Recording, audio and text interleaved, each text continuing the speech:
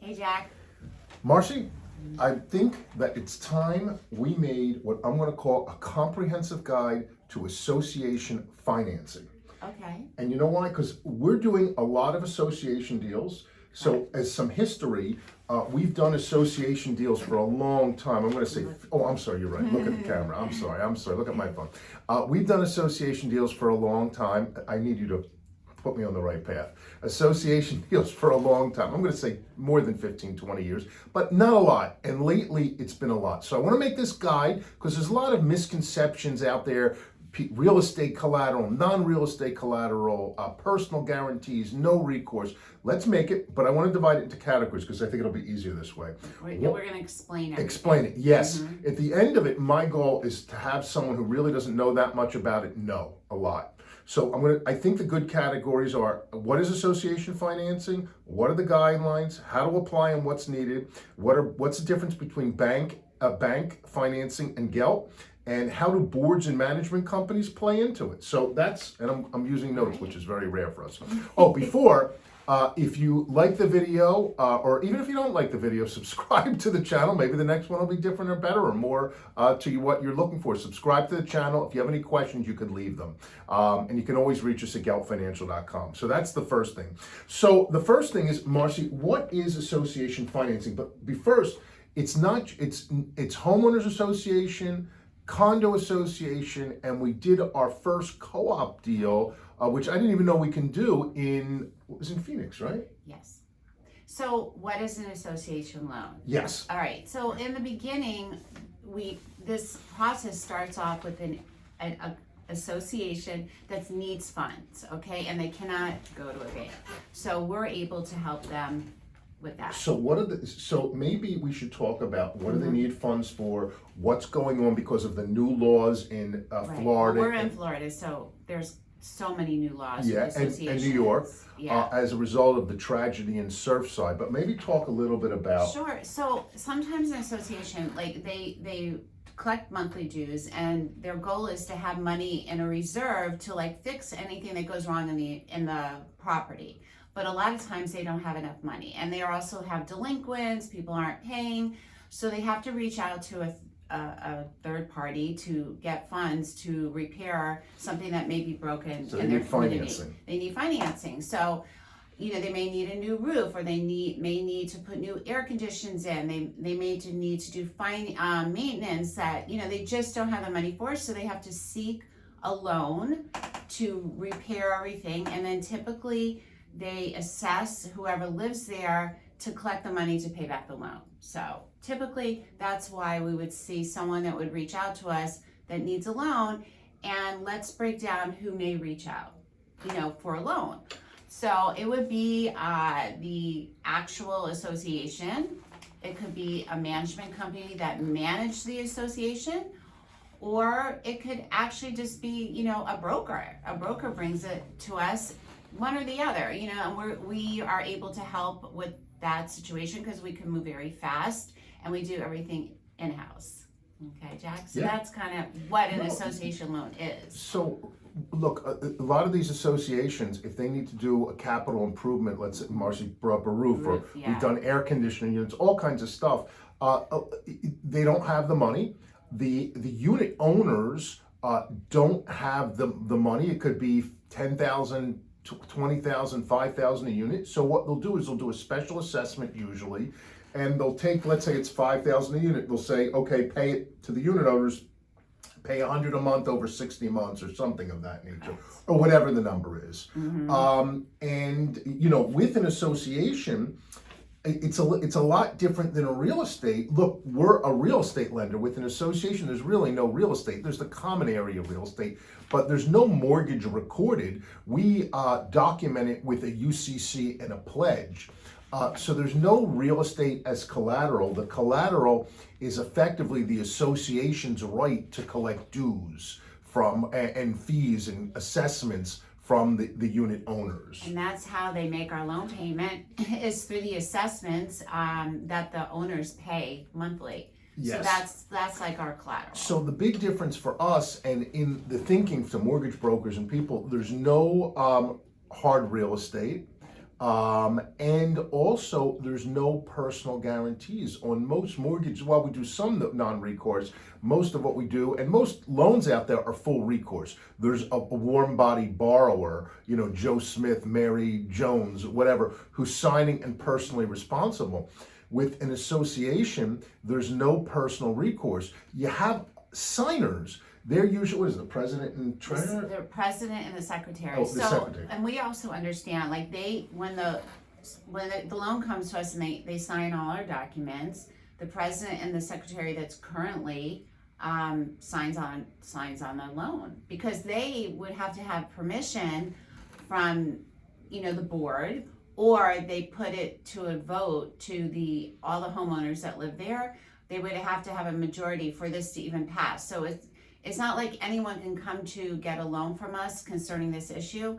It has to be approved per property. Yeah. So I want to put the approvals that the board needs Later, in a second or so. But I want to hit on the point that today's president and secretary and management company is going to change in a year. Yeah. So just because Joe Smith is signing, he's not obligating himself if the loan goes into default. Because if he's voted out, there's a new board. Or he moves. Yeah. There's a new management company put in, they just take over the payment. So they're signing as a corporate designee or representative, not on behalf of themselves. Mm-hmm. But now that you brought it up, I think it's important to let's tell everyone, and we'll go into more what an association needs after. But it's important to know that in associations, there's really two ways that we've seen it done. Is one, and let's just say there's 100 units. One, the majority, and sometimes it's a super majority, let's say 75% of the units need to vote in favor of it, where you have to go to the unit owners directly. But the other way, which is more common that we see, I think it's more common. We've seen that the board makes the decision. The unit owners don't need to vote, or the board doesn't need the unit owners to approve it. The majority of the board has to vote. The people, the board and the management company should work this out ahead of time, because if the unit owners need to approve, it takes time. Yeah. If it's just the board, they can have a meeting. And sometimes I know one of the deals, there was a variation. The board had to approve it, and then they had to give notice. So, but either way, the association, we'll talk more about a little bit later what they need in advance and the documentation. Someone should look into this, because this is definitely an issue. Also, as Marcy said, they're signing as a representative of the board. One of the things that's required with us and bank loans is the board gets an attorney opinion letter advising the lender that yes, the board has authority, right, or whatever. That's something that's very important. Very important. Very important, because especially when you're dealing with an association, there has to be approval for the loan. That is like a big thing. If we don't have that opinion letter stating that they for sure approve the loan, we really can't move the way we need it. And no one's going to be able to. So ultimately the boards, but we've never seen a problem with this. It takes, it's a form letter. It takes a day or so. And every deal we've been involved, they already have their own attorneys. Well, because honestly, by the time they see us, they've been working on the problem. Yeah, they've probably been rejected by a bank or two. Right, they've been working on the problem that they have for so long that there is an attorney involved, because they need advisement a little bit. So back to one of the things we originally were starting to talk about, that generally they need money for capital improvements. Right. I want to talk about that, but we're also seeing some where they need money for reserves. Certain states, a lot of laws have changed. And the associations have to do engineering studies and all kinds of studies, and they have to have a certain amount of reserves. So sometimes an association can borrow that money and keep it in reserves. Self-understood, not ideal. The association should be self-funded and things of that nature, but it happens. It happens. Yeah. So generally, Marcia, why don't you give some of the examples of what we've led on, like the air conditioning, and talk about how it works with, Absolutely. They have to get permits for roofs, and and we'll advance it in draws and all of this stuff. We have done as low as 200,000 to over $1.5 million. So yes. We did that deal, I don't wanna say the name, it just paid off, it was a $50,000 deal. Even 50. Yeah, they that's owe us, right. they still, there was a mistake, they Yeah. still owe us like $1,000. Yeah. We did a 50,000 So- self-amortizing, deal in Washington State, I think a Right. 3-year term. So let's also just bring up like what you said, self-amortizing. Typically though, with these type of loans, most of the association do want self-amortizing. So we can offer either or, interest or self-amortizing. And to divide that is that if they just pay interest, then in 5 years, they still, let's use 200, they still owe us 200, okay, plus whatever is left on the loan. But if they self-amortize it, then each portion of the payment, some goes to interest and some goes to principal. So the goal there is to actually pay it off in 5 years or 3 years and then to be done with it. So, Yes. okay, so let's just talk about what Jack had brought up is how it works with like, let's use a roof, for example. We actually have several HOAs. A bunch of roofs. A bunch of roofs. It's like, it's timing, 25, 30 years, they need a new roof. So we actually work, once a loan closes, we usually pay directly at settlement to the subcontractor. After I received licenses, insurance, we Permits. do permits, we do due diligence on the contractor because we're giving them money. We want to make sure the work is done on the property. Can I add something Sure. there? A lot of, this has nothing to do with associations, when you deal No, with it's just in general. yeah, when you I deal know with what you're gonna contractors, say. a lot of stuff can go wrong. Yeah. So we want to make sure that the association's protected, that, for example, let's say a job's 200,000, that they don't give the contractor 200,000 up front, and the contractor doesn't do the job, or it takes them 100 years to do it. So usually it's dispersed on a draw schedule. As Marcy said, you want to Right. make sure the contractor's licensed, you have the permits, you have the insurance. So we view us as a second set of protections or working on Well, the, eyes on the deal. Yeah, Yeah. for sure. So we work directly with the association and we work directly with the subcontractor. and manage, usually, you know what, we should have talked about this up front. Usually, there's a management company in here. Right. At least most of, Most of them do. but the and one in they- Arizona didn't have a management, yeah. So, and they kind of shadow everything, Yeah. I would say. We keep them involved because the management company helps with everything because they manage everyone to keep the communication open with the association and the communication open with the subcontractor. and I believe, So- like, in most of the deals, you're speaking directly to the management company more than the president, correct? Yes, I really That's don't what I speak thought. with the president or the secretary. I'm just in the beginning to facilitate the closing. And then after that, I deal with the management company and the subcontractor. I actually have direct communication with the subcontractors. They keep me updated. They send me, pay receipts. They send me pictures. You They know their send me. numbers, I know. and they know you're. So it's like another service that we offer, when we do our loans, that we continue with the process until the work is done. Yeah, so the management companies play a vital role. They a lot of times refer the loans to us, and we're a good referral source because we'll talk about why they don't go to banks and after Right. in a few minutes. But the management companies are in there, not only in the mix, they're really leading the charge. Is that Absolutely. fair to say? And listen, I do want to point out that by the time it gets to be where someone's approaching us for a loan, all this due diligence is done. The association has their subcontractors, they have the estimates, they have the bids, they've already worked through who they're going to use to do the work. We're the final stage. I got it. Okay, so go back to, let's say a roof is 200,000.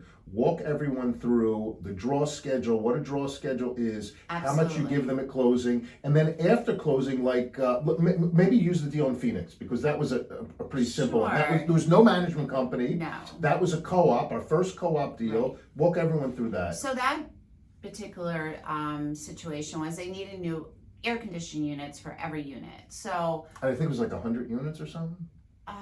I think it was less. Okay. It was less, but that's okay. Anyway, so I dealt directly with the management company and the subcontractor, and they wanted a deposit to actually pay for the units. So this was a little different because it was like they wanted more of the loan. I think the loan was $500,000. They wanted more of the loan up front. So at closing, we had the title agent wire the subcontractor directly, and then we held back the difference of the loan. And then what happens is they had all the units, and then they installed them all, and then the subcontractor, and I, certify this because they sent me pictures of, every unit installed on top of the roof. And then we sent the balance of the loan that we held back at closing. So we dispersed, let's say, $300,000 to pay for all the supplies. And then after it was all done, the subcontractor came to us because we held back, let's say, $150,000, and we dispersed it to them once the work was final. The loan is completely dispersed now, and then the association just makes payments, their monthly payment to us. Everyone has air conditioners in Phoenix. They need air conditioners there. Yeah. So a couple points there. That one was pretty quick. Yes, very quick, but most of them are not that Yeah, quick. that's what I was going to bring up. Yeah, they're not. So a lot of them. When we say quick, the work isn't done that Yeah. fast. So we have one now, maybe more than one I could think of. It was like $1.4 million. We dispersed like $200,000 at closing or something like that. And they're kind of just stagnated right now because they're having permit. Yeah. Then didn't we make another disbursement like $400,000 or $500,000? Right. It's like a ladder, Yeah, bringing it it's down. a draw schedule as the work is done.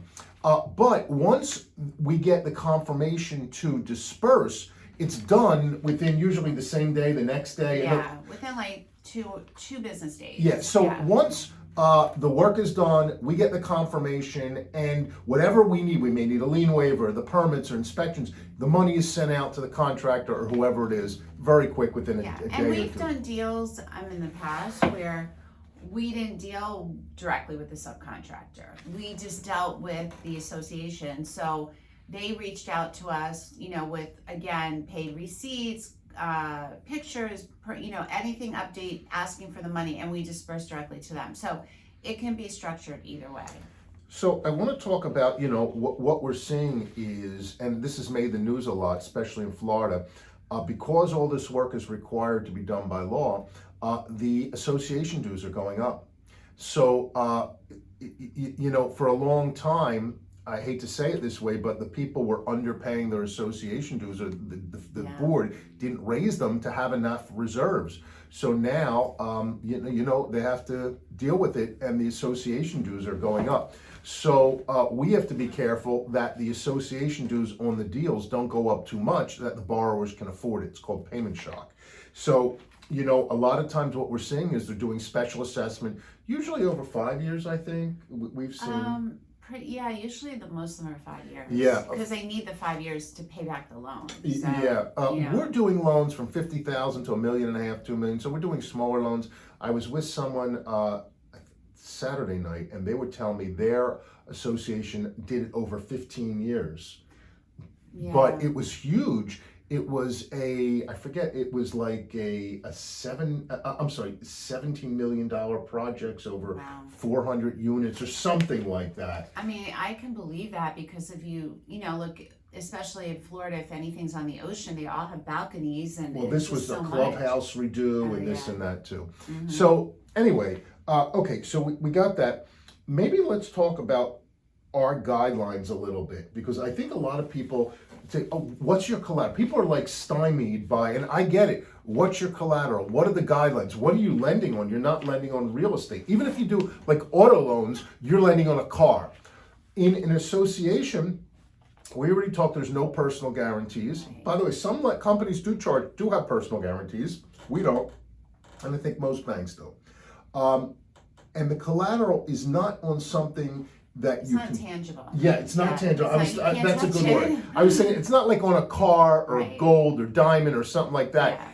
It's our collateral is the association itself, but really it's the right to pass special assessments and pass a tax. I hate to say an association is like a tax. That's what it's on. So generally, we're in the smaller range, under 2 million. We're looking for stable associations. You look at what we look at is the resale value of the ultimate condos. We look at the percent of delinquency. We look at the percent of owner occupants versus investor. We look at how long they're going to sell or lease for and the lease rates. We look at what's called payment shock. So in other words, if their condo dues, I'm just making up a number, $200 a month now, and if it's going to go to $250, that's not so bad. Right. But if it's going to go to $200, it's extra $500. yeah, if it's going to go to $600, that's tripling. Right. That's bad. So you look that the payment increase won't be so bad for the unit owners, that there won't be high delinquencies, they'll be able to afford it. We also look at size of the association, whether it's self-managed, things of that nature.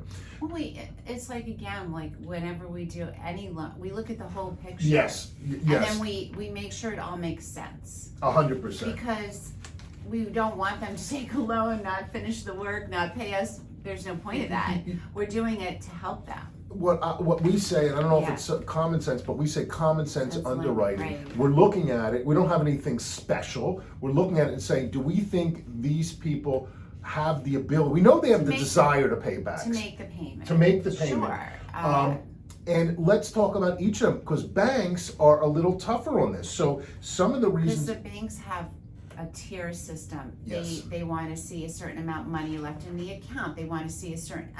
They analyze it different than we do. We look at the whole picture, honestly. 100%. Look, if an association could go to a bank, they should go to a bank. They should. It's less money. It's 100%. We get it. People are coming to us, associations are coming to us if they can't go to a bank or they don't have time to. And also like we've seen this too. A lot of the associations, they really don't keep good record Yes, keeping. 100%. It's like, it's crazy. They just don't have good records. So if that becomes a problem for them to go to a bank. 100%. So I want to talk about the records in a minute, but Okay. let's talk about the economic differences between us and the bank. And we tell people up front, we are not the cheapest. If you want the cheapest, go to a bank. Do not come to us. I think we're the easiest to deal with. We're receptive. We're accessible. We move quick. We can close quick, and we're willing to take more risk than a bank. So in today's world, you can generally get prime plus 1 from a bank. So that's 7.5, 8.5. We're going to be 12. So we're give or take 3-4 points higher than a bank, give or take. So if you can go to a bank, you do. For that, we're more expensive because we're taking on more risk. So the risk generally comes into, and why we're seeing deals, is high delinquencies. Maybe the delinquencies are higher than a bank standard, and the association and the management company is not moving quick enough to work out the delinquencies. It's hard in a condo association to work out a delinquency because you have to get tough with your neighbor, and you're seeing this neighbor. It's just hard because if they don't have the money, they don't have the money. Well, I know that sounds crazy, but if there's a swimming pool on Sunday, you're at the pool with these people, I know, it's and hard. on Monday, you don't want to start. it's very tough. No, I So agree. the high delinquencies, we work with the associations, we work out a plan. It concerns us too, only because we want to set them up for success, but we can be a little more flexible than a bank. Absolutely. And one also big component to a bank is that they only want a certain amount of renters in there. Good point. So The owner occupancy, they want higher owner occupancy. They don't want the investors in there. 100%. And we really We're a don't. little more flexible. Yeah. Another thing, size of the association. Most banks want 25 units or more. And we'll do if there's less units. Yeah, we'll do if there's less. It is what it is. The payment shock we already talked about, there's ratios. A lot of times I was looking at one, I think Friday or Thursday of last week, and they don't want more than 125% payment shock. So that means if the dues are $100, they don't want the payment to be more than $125. We're a little more flexible. Lack of reserves. Banks want more reserves. A lot of the associations we see don't have the reserves. Sometimes our loan is for the reserves. It is for the reserve. Yeah. As Marcy said, the lack of documentation. Banks want everything in order, perfect records. We're a little more flexible. Mm-hmm. And the other is there's other things, high board turnover, lawsuits, just all kinds of litigation. So in general, banks want smooth deals that are, no brainers, and you're going to get the best rates. We're willing to take more risk, but the rates are higher. So you have to know that. Let's talk, Marcy, about our terms. You know, as Marcy said, generally, our term, we could be either, we're flexible. And with us, you're going to speak to Marcy, myself, Michael. And we work with the association Yes. with what's best for their situation. Yes. You know, how they're collecting the money. You know, if they need it paid off, they don't really have an exit plan, like this is their plan, they're going to pay off our loan after the project's done. It just depends. Yeah, most banks will tell you the terms, we'll ask you the terms. That's the difference. A Yeah. bank will say, look, I'll give you this, take it or leave it. We'll say to the board of the management company, what payments can you live with? Do you want interest only? Do you want it self-amortized? Do you How want long it do 3 you year, need? 5 year, 7 year, 10 year, whatever. So we have a lot more flexibility. Same thing, another thing we miss with the banks is we close very quick and we give approvals. 90% of them are the same day, and we'll close very quick. But so our terms are generally interest only and or self-amortizing. So very flexible depending on the information.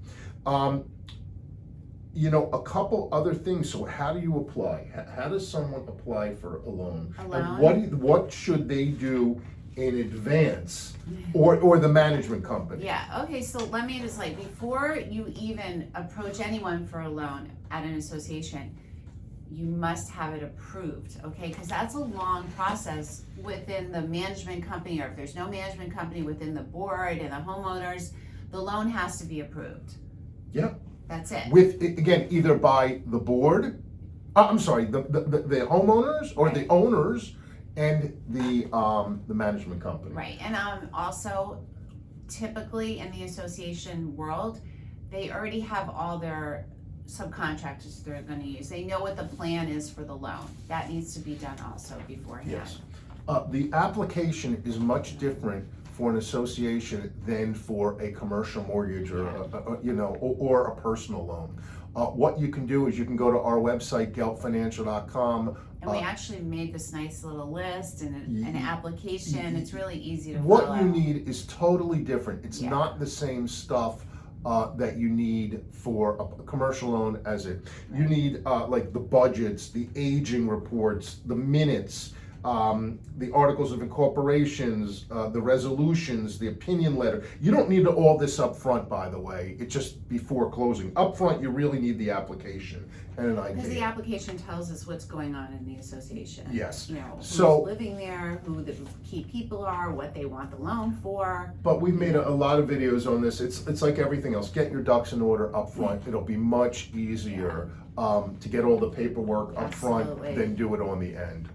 So once you send us the application, we send it. Banks take a long time.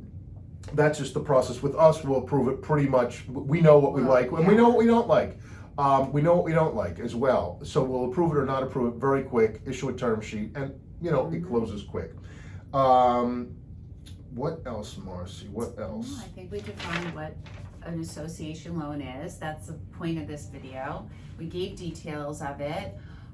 Again, we get association loan referrals from a board, a management company, and brokers. And very easy to work with.